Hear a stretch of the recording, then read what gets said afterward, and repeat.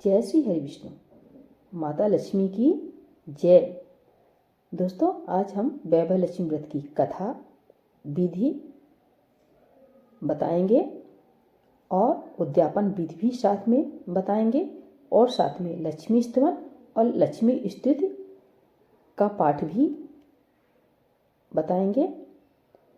तो चलिए कथा सुनने से पहले लक्ष्मी स्तवन करते हैं, इसके बाद कथा प्रारंभ। या रक्तंबुजवासिनी विलासिनी चंडासु तेजस्वी या रक्ता रुधिराम्बरा हर्षखी या श्री मनोल्लादिनी या रत्नाकर मंथनान प्रगंडिता विष्णुशा गेहिनी श्यामां पात मनोरमा भगवती लक्ष्मी पद्मावती। लक्ष्मी स्तवन का हिंदी में हम भावार्थ बता रहे हैं। जो लाल कमल में रहती हैं, जो अपूर्व कांति वाली हैं, जो असह्य तेज वाली हैं, जो पूर्ण रूप से लाल हैं, जिसने रक्त रूप वस्त्र पहने हैं, जो भगवान विष्णु को अतिप्रिय हैं, जो लक्ष्मी मन को आनंद देती हैं, जो समुद्र मंथन से प्रकट हुई हैं, जो विष्णु भगवान की पत्नी हैं, जो कमल से जन्मी हैं और जो अतिशय पूज्य हैं, वैसे हे लक्ष्मी देवी आप मेरी रक्षा करें। अब वैभव लक्ष्मी व्रत की कथा सुनते हैं। एक बड़ा शहर था। इस शहर में लाखों लोग रहते थे। पहले के ज़माने के लोग साथ साथ रहते थे और एक दूसरे के काम आते थे, पर नए ज़माने के लोगों का स्वरूप ही अलग सा है। सब अपने अपने काम में रत रहते हैं, किसी को किसी की परवाह नहीं। घर के सदस्यों को भी एक दूसरे की परवाह नहीं होती। भक्ति भजन, भक्ति भाव, दया, माया, परोपकार जैसे संस्कार कम हो गए हैं। शहर में बुराइयां बढ़ गई हैं। शराब, जुआ, रेस, व्यभिचार, चोरी, डकैती वगैरह बहुत से गुनाह शहर में होते थे। कहावत है कि हजारों निराशा में एक अमर आशा छिपी हुई होती है। इसी तरह इतनी सारी बुराइयों के बावजूद शहर में कुछ अच्छे लोग भी रहते थे। ऐसे अच्छे लोगों में शीला और उनके पति की गृहस्थी मानी जाती थी। शीला धार्मिक प्रकृति की और संतोषी थी। उनका पति भी विवेक और सुशील था। शीला और उनका पति ईमानदारी से जीते थे। वे किसी को बुराई नहीं करते थे और प्रभु भजन अच्छी तरह समय व्यतीत कर रहे थे। उनकी गृहस्थी आदर्श गृहस्थी थी और शहर के लोग उनकी गृहस्थी की सराहना करते थे। शीला की गृहस्थी इसी तरह खुशी खुशी चल रही थी, पर कहा जाता है कि कर्मी की गति अगल है। विधाता के लिखे लेख कोई नहीं समझ सकता। इंसान का नसीब पल भर में राजा को रंक बना देता है और रंक को राजा। शीला के पति के अगले जन्म के कर्म भोगने के बाकी रह गए होंगे कि वह बुरे लोगों से दोस्ती कर बैठा। वह जल्द से जल्द करोड़पति होने के ख्वाब देखने लगा, इसलिए वह गलत रास्ते पर चढ़ गया और करोड़पति की बजाय रोडपति बन गया। यानी रास्ते पर भटकते भिखारी जैसी उसकी हालत हो गई थी। शहर में शराब, जुआ, रेस, चरस, गांजा वगैरह बंदियां फैली हुई थी। उसमें शीला का पति भी फंस गया। दोस्तों के साथ उसे भी शराब की आदत हो गई। जल्द से जल्द पैसे वाला बनने की लालच में दोस्तों के साथ रेस जुआ भी खेलने लगा। इस तरह बचाई हुई धनराशि, पत्नी के गहने, सब कुछ रेस जुए में गंवा दिया था। इस तरह एक वक्त ऐसा भी था कि वह सुशील पत्नी शीला के साथ मजे में रहता था और प्रभोजन में सुख शांति से व्यक्ति व्यतीत करता था। उसके बजाय घर में दरिद्रता और भुखमरी फैल गई। सुख से खाने की बजाय 2 वक्त भोजन के लाले पड़ गए और शीला को पति की गालियां खाने का वक्त आया था। शीला सुशील और संस्कारी स्त्री थी। उसको पति के बर्ताव से बहुत दुख हुआ, किंतु वह भगवान पर भरोसा करके बड़ा दिल रख कर दुख सहने लगी। कहा जाता है कि सुख के पीछे दुख और दुख के पीछे सुख आता ही है, इसलिए दुख के बाद सुख आएगा ही। ऐसी श्रद्धा के साथ शीला प्रभु भक्ति में लीन रहने लगी। इस तरह शीला असह्य दुख सहते सहते प्रभु भक्ति में वक्त बिताने लगी। अचानक एक दिन दोपहर को उनके द्वार पर किसी ने दस्तक दी। शीला सोच में पड़ गई कि मुझ जैसे गरीब के घर इस वक्त कौन आया होगा। फिर भी द्वार पर आए हुए अतिथि का आदर करना चाहिए। ऐसे आर्य धर्म के संस्कार वाली शीला ने खड़े होकर द्वार खोला। देखा तो एक माजी खड़ी थी। वे बड़ी उम्र की लगती थी, किंतु उनके चेहरे पर अलौकिक तेज निखर रहा था। उनकी आंखों में से मानो अमृत बह रहा था। उनका भव्य चेहरा करुणा और प्यार से छलकता था। उनको देखते ही शीला के मन में अपार शांति छा गई। वैसे शीला इस माजू को पहचानती न थी, फिर भी उनको देखकर शीला के रोम रोम में आनंद छा गया। शीला माजी को आदर के साथ घर में ले आई।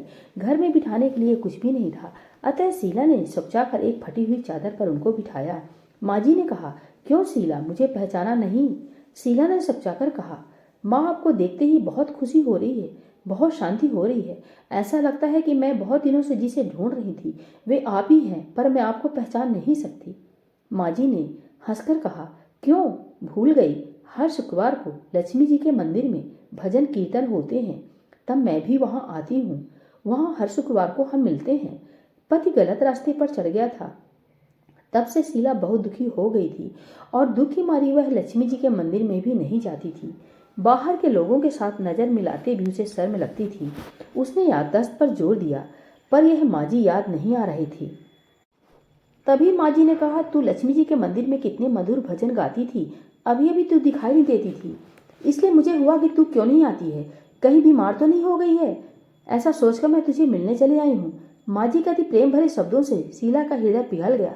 उसकी आंखों में से आंसू आ गए। माँ जी के सामने वह बिलख बिलख कर रोने लगी। यह देखकर माँ जी शीला के नजदीक सरके और उसकी सिसकती पीठ पर प्यार भरा हाथ फेरकर सांत्वना देने लगी।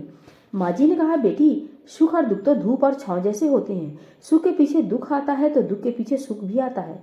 धैर्य रखो बेटी। और तुझे क्या परेशानी है?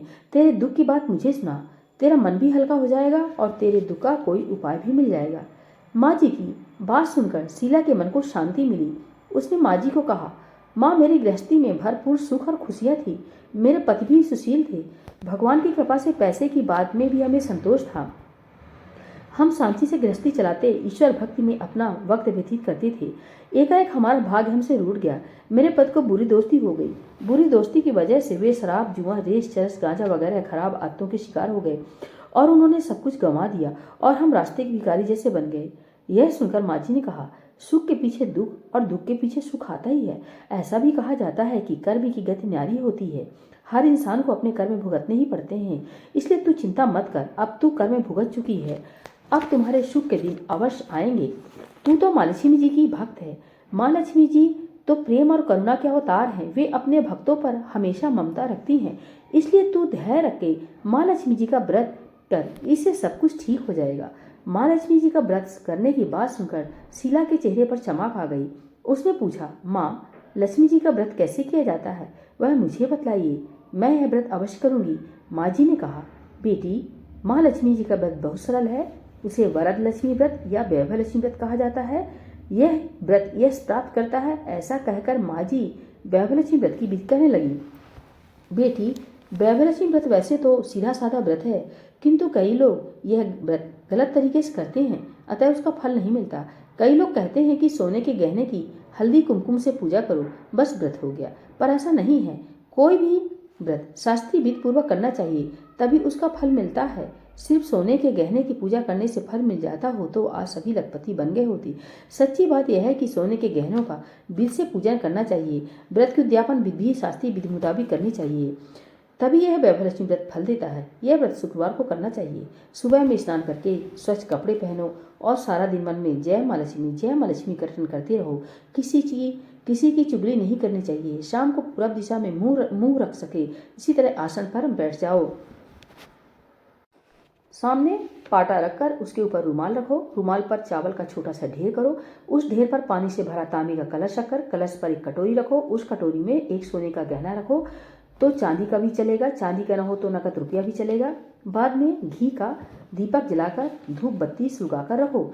माँ लक्ष्मी जी के बहुत शुभ हैं और माँ लक्ष्मी जी को श्रीयंत्र अति प्रिय हैं। अतः वैभव लक्ष्मी पूजन विधि करते हुए सर्वप्रथम श्रीयंत्र और लक्ष्मी जी के विविध स्वरूपों का सच्चे दिल से दर्शन करो।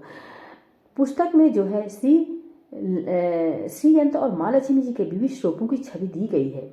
उसके बाद लक्ष्मी स्तवन का पाठ करो।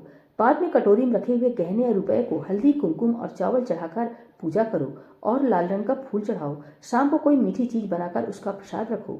ना हो सके तो शक्कर या गुड़ भी चल सकता है। और आरती करके 11 बार सच्चे हृदय से जय माँ लक्ष्मी बोलो। बाद में 11-21 शुक्रवार यह व्रत करने का दृढ़ संकल्प माँ के सामने करो और आपकी जो मनोकामना हो वह पूरी करने को माँ लक्ष्मी जी को विनती करो और फिर माँ का प्रसाद बांट दो और थोड़ा प्रसाद अपने लिए रखो। अगर आप में शक्ति हो तो सारा दिन उपवास रखो और सिर्फ प्रसाद ग्रहण करते समय खाना खा लो। अगर थोड़ी शक्ति भी ना हो तो 2 बार भोजन कर सकते हो। बाद में कटोरी में रखा गहना या रुपया ले लो। कलश का पानी तुलसी क्यारे में डाल दो और पक्षियों को डाल दो। इस तरह शास्त्रीय विधि अनुसार व्रत करने से उसका फल अवश्य मिलता है। इस व्रत के प्रभाव से सब प्रकार की विपत्ति दूर होकर आदमी माला माल हो जाता है। संतान न हो उसे संतान प्राप्ति होती है। सौभाग्यशाली स्त्री का सौभाग्य अखंड रहता है। कुमारी लड़की को मनभावन पति मिलता है। शीला यह सुनकर आनंदित हो गई। फिर पूछा, माँ, आपने वैभवलक्ष्मी व्रत की जो शास्त्रीय विधि बताई है वैसे मैं अवश्य करूंगी, किंतु इसकी उद्यापन विधि किस तरह करनी चाहिए यह भी कृपा करके सुनाइए। माँ जी ने कहा, 11 या 21 जो मन्नत मानी हो उतने शुक्रवार यह वैभवलक्ष्मी व्रत पूरी श्रद्धा और भावना से करना चाहिए। व्रत के आखिरी शुक्रवार को जो शास्त्रीय विधि अनुसार उद्यापन विधि करनी चाहिए वह मैं तुझे बताती हूँ। आखिरी शुक्रवार को खीर या नैवेद्य रखो। पूजन विधि हर शुक्रवार को करते हैं वैसी ही करनी चाहिए। पूजन विधि के बाद श्रीफल फोड़ो और कम से कम 7 कुमारी या सौभाग्यशाली स्त्रियों को कुमकुम का तिलक करके साहित्य संगम की वैभवलक्ष्मी व्रत की एक एक पुस्तक उपहार में देनी चाहिए और सबको खीर का प्रसाद देना चाहिए। फिर धनलक्ष्मी स्वरूप वैभवलक्ष्मी स्वरूप माँ लक्ष्मी जी की छवि को प्रणाम करें। माँ लक्ष्मी जी का यह स्वरूप वैभव देने वाला है। प्रणाम करके मन ही मन भावुकता से माँ की प्रार्थना करते वक्त कहें कि हे माँ धनलक्ष्मी, हे माँ वैभवलक्ष्मी, मैंने सच्चे हृदय से आपको वैभवलक्ष्मी व्रत पूर्ण किया है, तो हे माँ हमारी मनोकामना को पूर्ति करो और सबका कल्याण करो। जिसे संतान हो उसे संतान देना, सौभाग्यशाली स्त्री का सौभाग्य अखंड रखना, कुंवारी लड़की को मनभावन पद देना, आपका चमत्कारी वैभवलक्ष्मी व्रत जो करे उनकी सब विपत्ति दूर करना, सबको सुखी करना। हे माँ, आपकी महिमा अपरंपार है। इस तरह माँ की प्रार्थना करके माँ लक्ष्मी जी का धनलक्ष्मी स्वरूप को भाव से वंदन करो। माँ जी के पास से वैभवलक्ष्मी व्रत की शास्त्रीय विधि सुनकर शीला भाव विभोर हो उठी। उसे लगा मानो सुख का रास्ता मिल गया है। उसने आंखें बंद करके मन में उसी क्षण संकल्प लिया, हे वैभवलक्ष्मी माँ, मैं भी माँ जी के कहे मुताबिक श्रद्धा से शास्त्रीय विधि अनुसार वैभवलक्ष्मी व्रत 21 शुक्रवार तक करूंगी और व्रत की शास्त्रीय विधि अनुसार उद्यापन विधि करूंगी। शीला ने संकल्प करके आंखें खोली तो सामने कोई न था। वह विस्मित हो गई कि माँ जी कहाँ गए। यह माँ जी दूसरा कोई न था, साक्षात लक्ष्मी जी थी। शीला लक्ष्मी जी की भक्ति थी, इसलिए अपने भक्त को रास्ता दिखाने के लिए माँ लक्ष्मी देवी माँ जी का स्वरूप धारण करके शीला के पास आई थी। दूसरे दिन शुक्रवार था। सवेरे स्नान करके स्वच्छ कपड़े पहने कर शीला मन ही मन श्रद्धा से और पूरे भाव से जय माँ लक्ष्मी का मन ही मन रटन करने लगी। सारा दिन किसी की चुगली नहीं की। शाम हुई तब हाथ पांव मुंह धोकर शीला पूरब दिशा में मुंह करके बैठी। घर में पहले सोने के बहुत से गहने थे, पर पतिदेव ने गलत रास्ते पर चढ़कर सब गहने गिरवी रख दिए थे, पर नाक की चुन्नी बच गई थी। नाक की चुन्नी निकाल कर उसे धोकर शीला ने कटोरी में रख दी। सामने पाटे पर रुमाल रखकर मुट्ठी भर चावल का ढेर किया। उस पर तांबे का कलश पानी भर कर रखा। उसके ऊपर चुन्नी वाली कटोरी रखी। फिर माँ जी ने कही थी वह शास्त्रीय विधि अनुसार वंदवन स्तवन पूजन वगैरह किया और घर में थोड़ी शक्कर थी वह प्रसाद में रखकर वैभवलक्ष्मी व्रत किया। यह प्रसाद पहले पद को खिलाया। प्रसाद खाते ही पद के स्वभाव में फर्क पड़ गया था।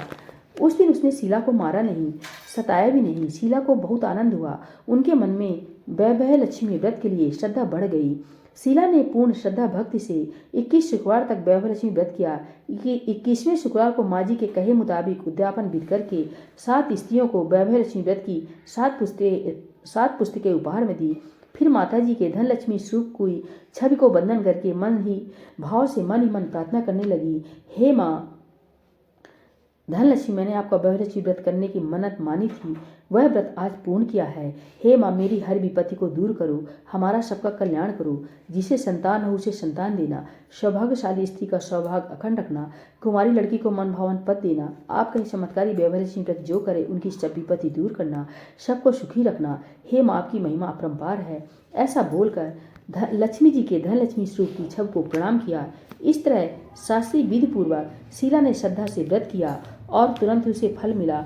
उसका पति गलत रास्ते पर चला गया था, वह अच्छा आदमी हो गया और कड़ी मेहनत करके व्यवसाय करने लगा। माँ लक्ष्मी जी के वैभवलक्ष्मी व्रत के प्रभाव से उसको ज्यादा मुनाफा होने लगा। उसने तुरंत शीला के गिरवी रखे गहने छुड़ा लिए। घर में धन की बाढ़ सी आ गई। घर में पहले जैसे सुख शांति छा गई। वैभवलक्ष्मी व्रत का प्रभाव देखकर मोहल्ले की दूसरी स्त्रियां भी शास्त्रीय विधि पूर्वक वैभवलक्ष्मी व्रत करने लगीं। हे माँ धनलक्ष्मी, आप जैसे शीला पर प्रसन्न हुई उसी तरह आपका व्रत करने वाले सब पर प्रसन्न होना, सबको सुख शांति देना। जय माँ लक्ष्मी, जय वैभवलक्ष्मी माँ। हे वैभवलक्ष्मी माँ, हे धनलक्ष्मी माँ, हे वैभवलक्ष्मी माँ, हे धनलक्ष्मी माँ। तो दोस्तों, ये कथा पूरी हुई। वीडियो अच्छा लगे तो लाइक सब्सक्राइब जरूर करें। अब श्री महालक्ष्मी जी की स्तुति करेंगे। महादेवी महालक्ष्मी नमस्ते त्वं विष्णुप्रिय शक्तिदायी महालक्ष्मी नमस्ते दुःखभंजन शय्यापाप नित्याय महालक्ष्मी नमम्यम पतितो द्वारिणी देवी नमम्य पुनः पुनः वेदांस्तवां शस्त्रवंती ही शास्त्राणि चा मुहुर्महे देवांस्तवां प्रणमन्ति ही लक्ष्मी देवी नमस्तुते नमस्ते महालक्ष्मी नमस्ते भावभंजनी भुक्ति मुक्ति न लभते महादेवी त्वयि कृपा विना सुख सौभाग्यम न प्राप्नोति पतलक्ष्मी न वित्ति न तत्फलम समाप्नोति महालक्ष्मी नमम्यम देहि सौभाग्यमारोग्यम देहि में परमं सुखम नमस्ते आद्यशक्ति त्वं नमस्ते भीड़भंजनी विदेहि देवी कल्याणम विदेहि परमं श्रियम विधावंतम यशवंतम लक्ष्मंतम जन्म कुरु अचिंत्य रूप चरते सर्वशक्ति विनाशिनी नमस्ते तु महामाया सर्वसुख प्रदायिनी नमम्यम महालक्ष्मी नमम्यम सुरेशी नमम्यम जगदाति नमम्यम परमेश्वरी। श्लोक विष्णुप्रिये नमस्तुभ्यं नमस्तुभ्यं जगदते अर्धहत्रि नमस्तुभ्यं समृद्धं कुरु मे सदा नमो नमस्ते महामाय श्रीपीठे सुरपूजिते शंख चक्र गदा हस्ते महाम लक्ष्मी नमस्तुते। जय माता लक्ष्मी। श्री हरि विष्णु की जय।